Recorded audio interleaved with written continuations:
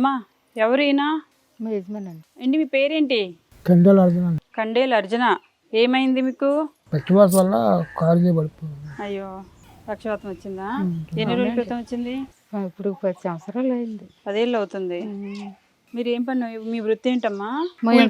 చేపర పని చేసేవారండి. ఇతను చేపర పని చేసేవారు. ఇప్పుడైతే పడిపోవడం ఇంకా పని ఒగ్గిస్తాడు. ఒగ్గిస్తే ఇంక ఇలాగా నాయలు ఏం చేస్తారు, సచివాలయంలోని చూడడానికి 2000 ఇస్తాం, ఉండమ్మా తుడు అని చెప్తే మొంట నుంచి వెళ్తాను. అంతేనండి. మీకు పెన్షన్ వస్తుంది ఇద్దరు ఎవరొకరికి? ఈ బాబుకి వస్తుంది, మందులకి వస్తాయండి. అనకూడదు, ఆకలి తూలో పోవడం, అన్నం కొంత అడిగి రావడం, తినడం చేస్తాను. మరి వచ్చిన డబ్బులు ఏం చేస్తారమ్మా? కొన్ని డబ్బులు మందులకి అయిపోతాయి కదండి. ఒక 2000 అవుతాయి మందులకి. వైజాగ్ వెళ్తాం కదా. ఎంత వెళ్ళినా నీకు 2000 మందులకి అవుతాయి, అవునా?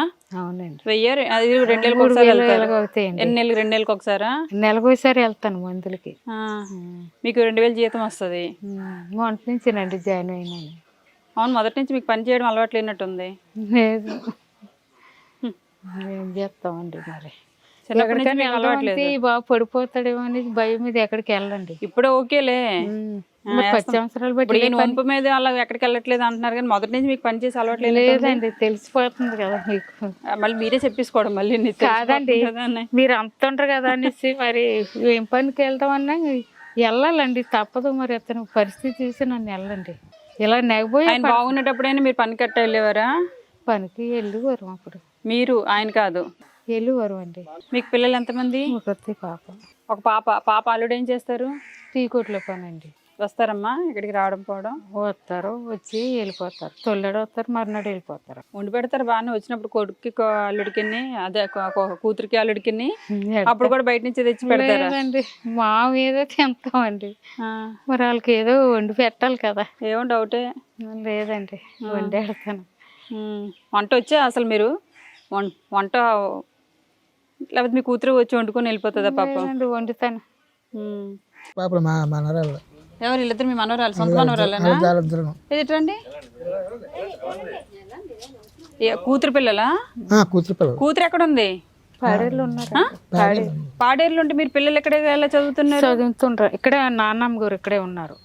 నాన్నమ్మ ఊర్లోనైనా ఇచ్చారు. ఓకే. అమ్మమ్మ బాగా వంట చేస్తుందా, అన్నమ్మ బాగా వంట చేస్తుందా? వంట వంట అమ్మమ్మే చేస్తుందా? అమ్మమ్మ ఎవరు?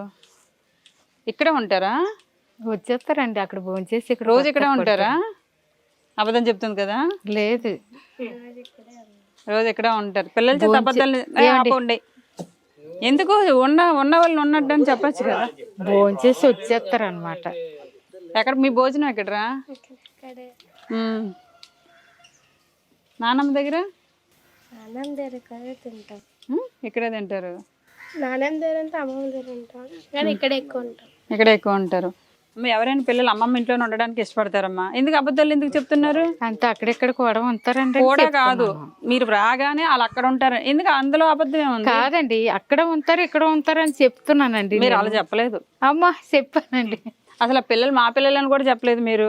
వాళ్ళు ఎవరో చెప్పేంత వరకు కూడా మీరు అడగలేదండి, అందుకే చెప్పలేదు. వాళ్ళు నేను అడిగాను ఏంటి మాట్లాడడానికి? మీ ఇంటికి వచ్చాను, వాళ్ళ ఇంటికి వచ్చాను. మనవరాలండి, మాట ఆడలేదు. మన కొడుకులు కూతురు అల్లుడు, కొడుకులు లేరండి. ఆ కొడుకులు ఏమో అవసరం లేదు, పిల్లలు ఉంటే చాలు. కొడుకులు ఉండాలి ఏంటి? కొడుకులు ఉన్న వాళ్ళు అందరు ఇక్కడ, అందరు కొడుకులు ఉన్న వాళ్ళు కదా. ఎదురుగా మా అమ్మకి 4 కొడుకులు ఉన్నారంట. మరి ఎందుకు గంజేయట్లేదా మా అమ్మకి? ఆడపిల్లల కంటేనే మంచిది. అంతే, అలాగని మగవాళ్ళు చెడ్డలని కాదులే. చూసేవాళ్ళు ఇల్లు చూడట్లేదు, వాళ్ళు చూడట్లేదులే. ఏం చదువుతున్నారా? కవల పిల్లలా మీరు? ఓకే, రండి రేషన్ తీసుకురండి.